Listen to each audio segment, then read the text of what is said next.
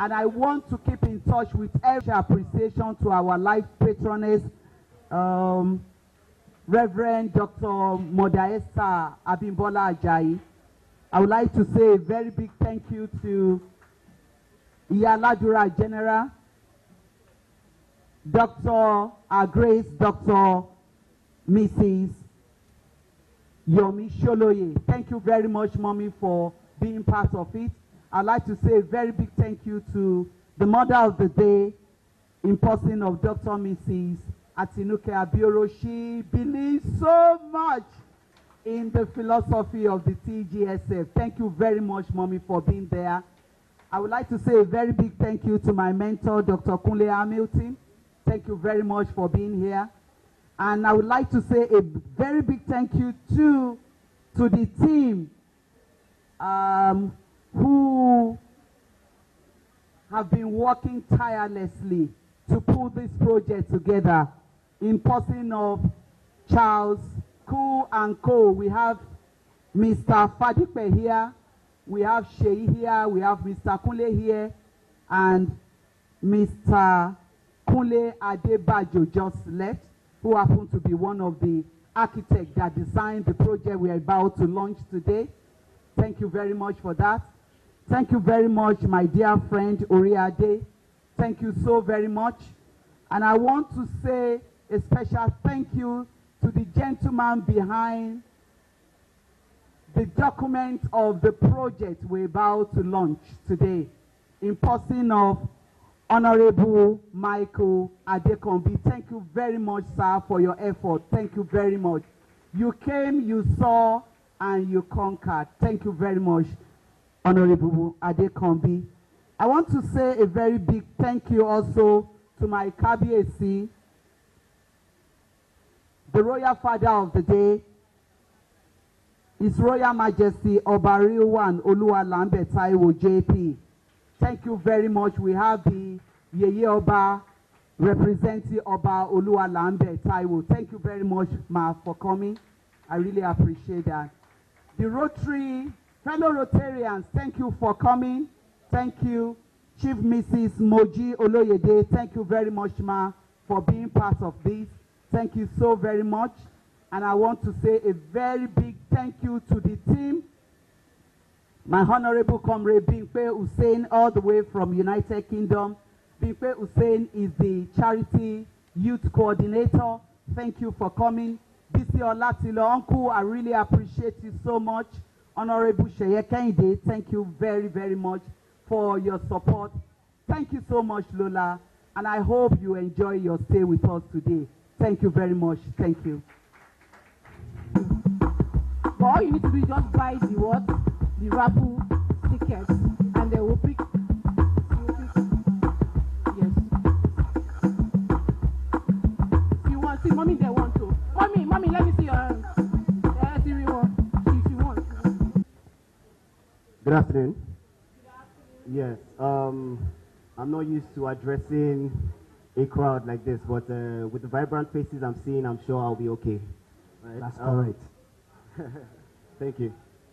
I wouldn't waste your time. I'll go straight to the presentation.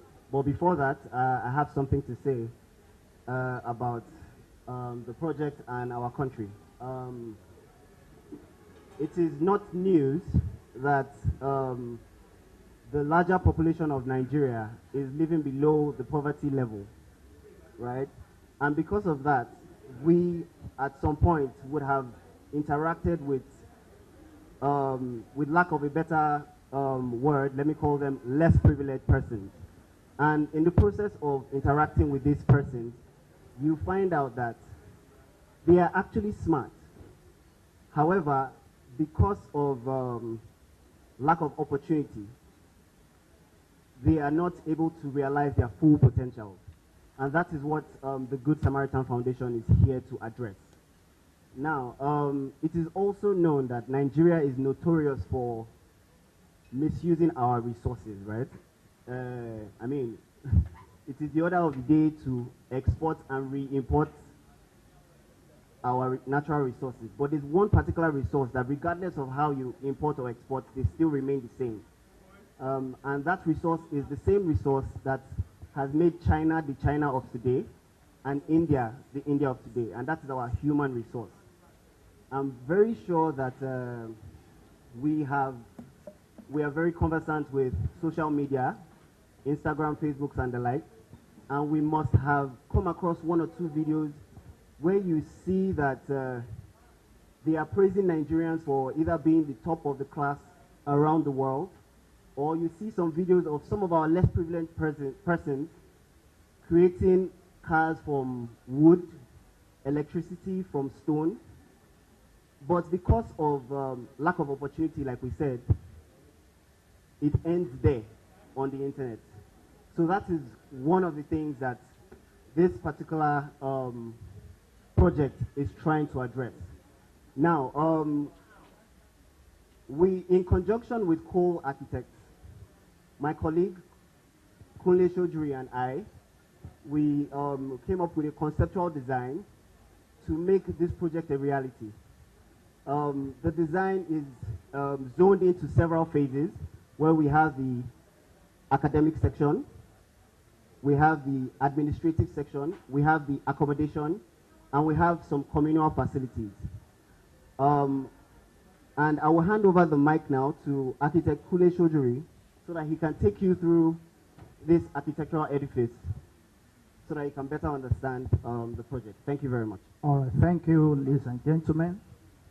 It's a privilege to be here this afternoon. Thank you, Councillor Fumi. It's a life project that I think and I believe everybody should key into this project, because it's going to benefit our home brothers, our own sister, someday, sometime.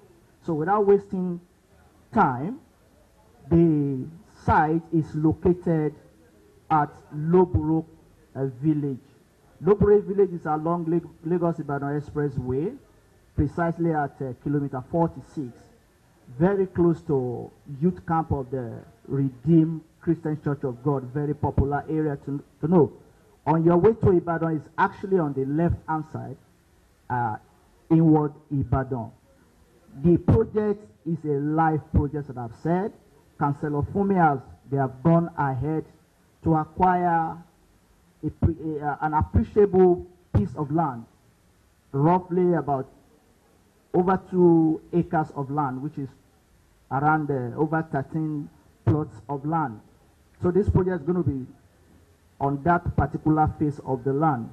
And by the special grace of God, as my colleague have said, if you look at, this is the conceptual design of this project. We have a vocational center. Like people who have their strength in whatever project they want to embark upon. Vocational center is one of the strengths for this project, which is not that common in Nigeria. And I think we should give a round of applause for her for coming up with this kind of a project.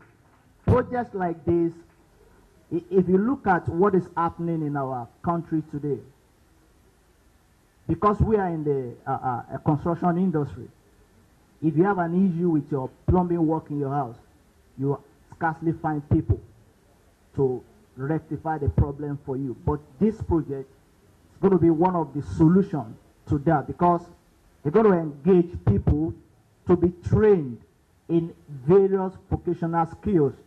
Skills like maybe plumbing, as I've said, aluminium, farming, barbing, all form of vocational training you can think of. This project actually have them in mind. Not only that, we have educational facility also for this project. If you look at the conceptual design there, where we have the yellow color, that is where we have the educational facility. What are the things that are going to be in the educational facility? We have creche, we have a primary school, we have we also have a recreational facility. Apart from this, we have community and the communal facility that's going to benefit the community. What are those things? We have what we call event center. We have clinic. We also have denominational worship center. Whether you're a Muslim or you're a Christian, you can just make use of it. And beyond that, we also have one of the strengths which give Councillor Fumi joy. Many of us in Africa, we don't want to read anymore. But she wants to bring this idea back because readers are just the leaders. If you don't read, you don't have information. So we're having a book library, and she has already informed us about 1,000 books are already on ground to kickstart this project. Not only that, we have a gallery. A gallery is please help me show the slide as well while I talk, so that you can just see the general overview. All right, this is the conceptual plan of the project we're talking about. The project is going to be on 2 phases, ground floor and the upper floor. On the ground floor, we have the facility, the educational facility, the security. Of course, we all know that whatever project you have without security is not that too safe. But Councillor Fumi came to us and she emphasized on the issue of security, and that's why we're having a security post somewhere at the gate. We have enough car parking here. We have our library there. Here is the worship center. On this side is what we call the multipurpose event center. This the project can also generate funds to support itself. So apart from that, we also have accommodation.